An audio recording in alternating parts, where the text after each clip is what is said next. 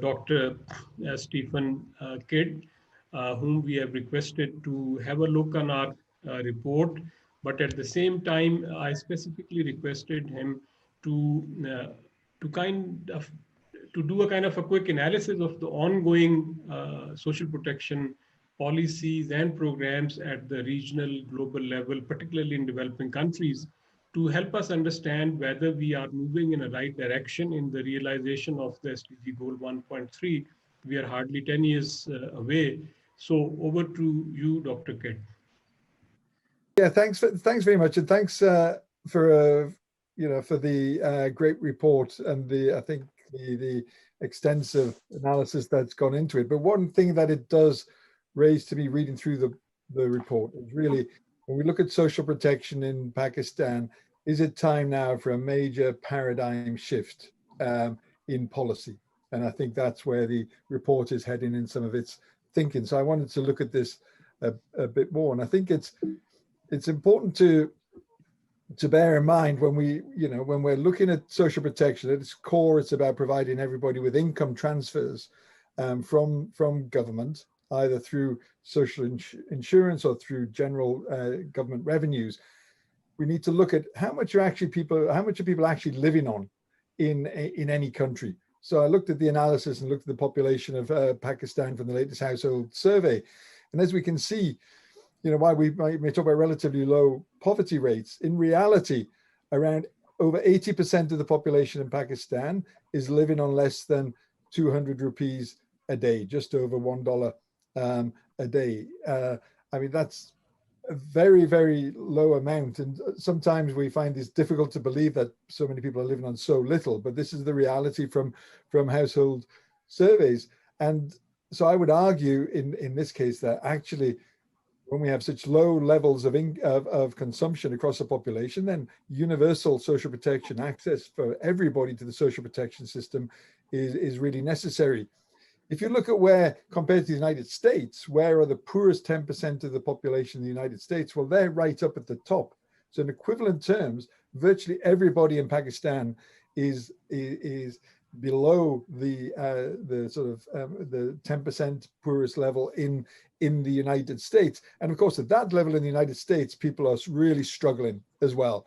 And one sort of key indicator of how people are struggling in Pakistan is the fact that over 50% of consumption is on food, whereas amongst the poor in high income countries, it's around 15% rather than 55% in Pakistan. So there's a real need for universal social protection. But when we talk about social protection, what is its objective? It's a key tool for the redistribution of wealth within society, within countries, as a means of reducing inequality within any state, have fairer and more decent societies. So if we looked here at this is just a simple graph of a typical income distribution within a country, from the poorest to the richest. And on the orange line is showing as it goes up the level of income in a society. This would be a normal distribution without, say, a social protection system, where the poorest on the left have very low incomes, and we see just only amongst the very rich at the right do we see a big difference. Social protection is about taxing those who are generally more better off and redistributing to the majority of society to get a distribution more like the green line, so that there's an increase in incomes amongst the majority, whereas amongst the minority of those who are better off, there's a reduction, but they still remain much better off than the rest of the population. And to a sense, this is what we're trying to achieve through a fairer society with social protection.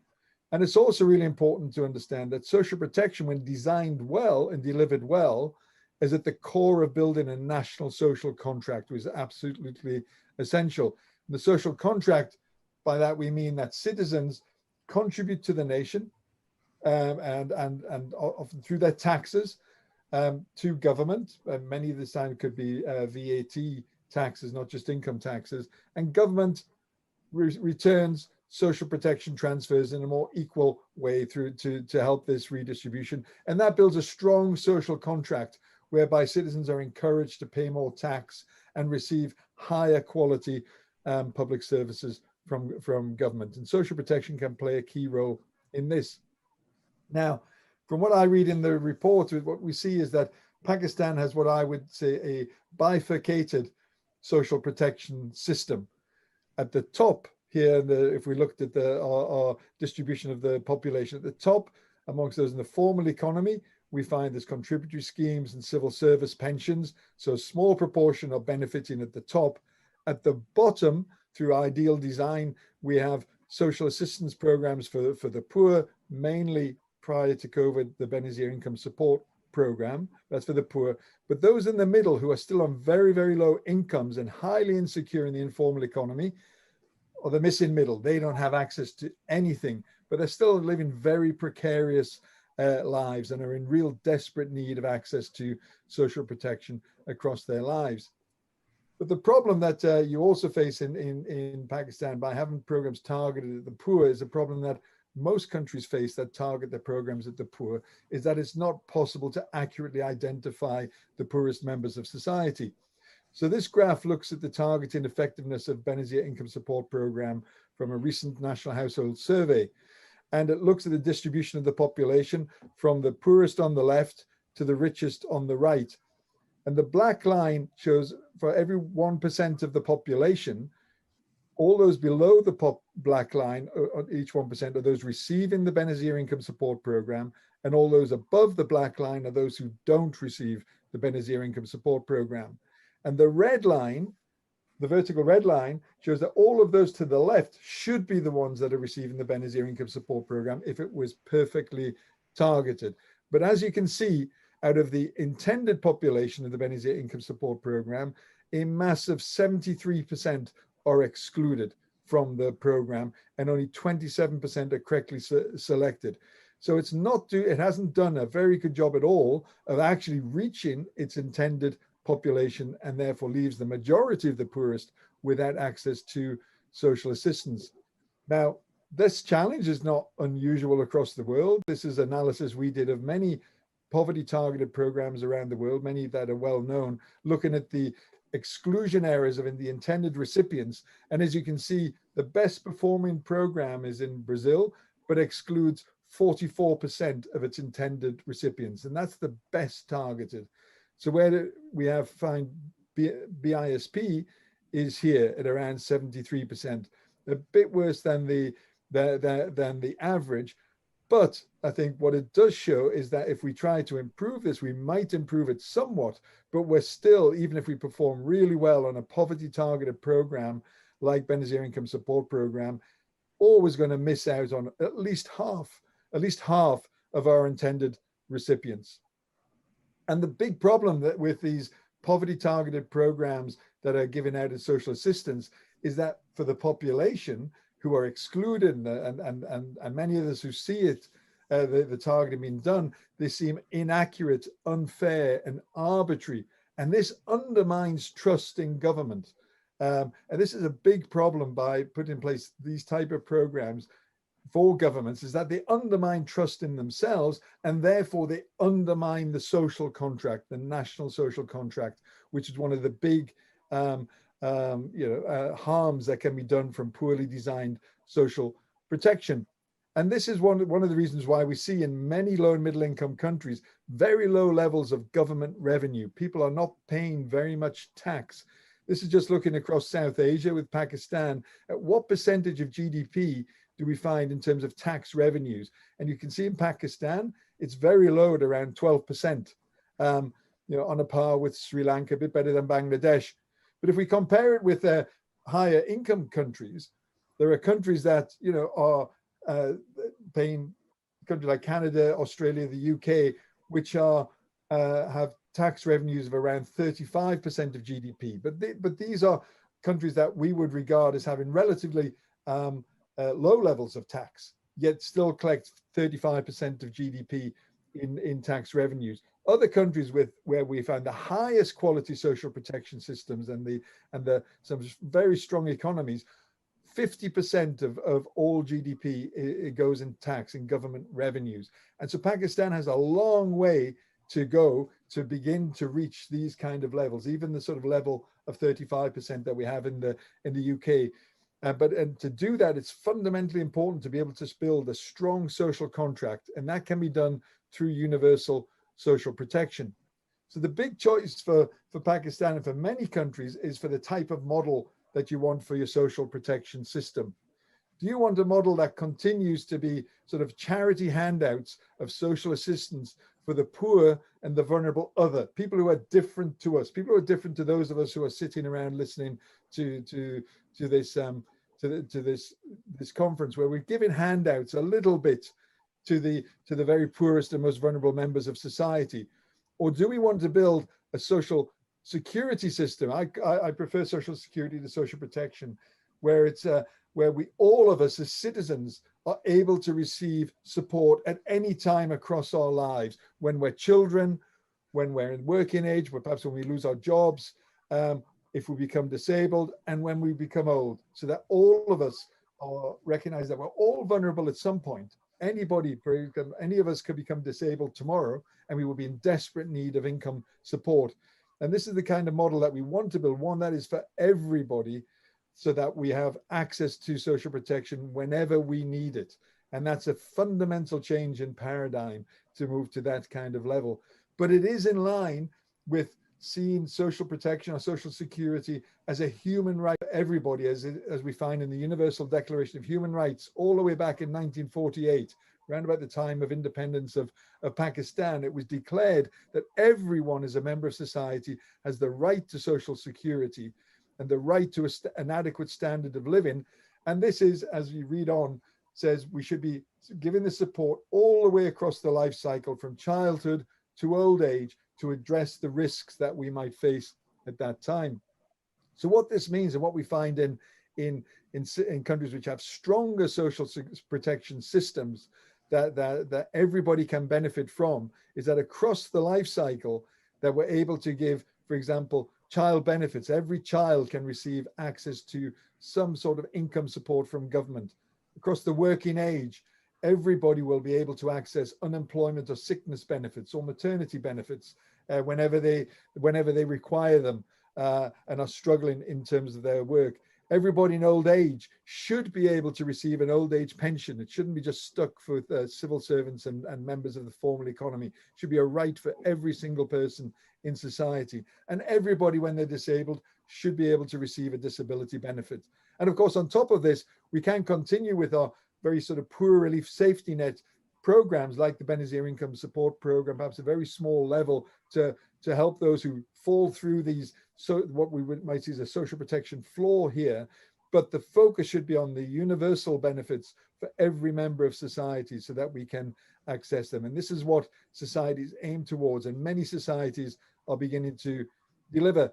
So the type of model that we're trying to see is to move away from this poor relief model that I showed before, with this big missing middle, with the focus on just on social assistance for the poor, which, to be honest, is a model that we had in the 19th century in Europe, but is still being used in many low and middle income countries, to a much more modern social security model, where we have a multi-tiered system whereby those in the formal economy can receive support from social insurance, but that taxes, general government revenues finance social protection for the rest of the population, so that everybody can receive support.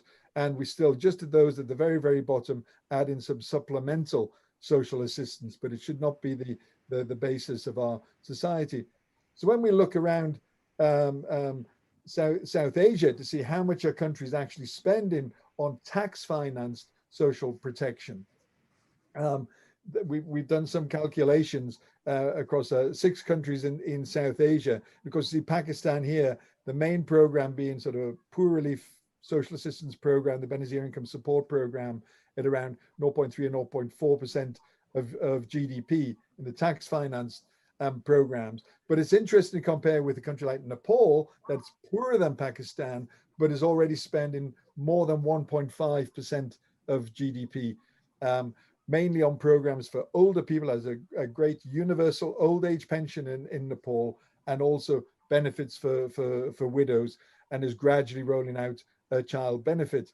And so when we say, well, can Pakistan afford more? If Nepal can afford to spend this much, then Pakistan should surely aspire to at least have the same level of spending as a country such as Nepal. Many other low and middle income countries are spending much more. South Africa, for example, spends almost 4% of GDP. Now, what would be the options?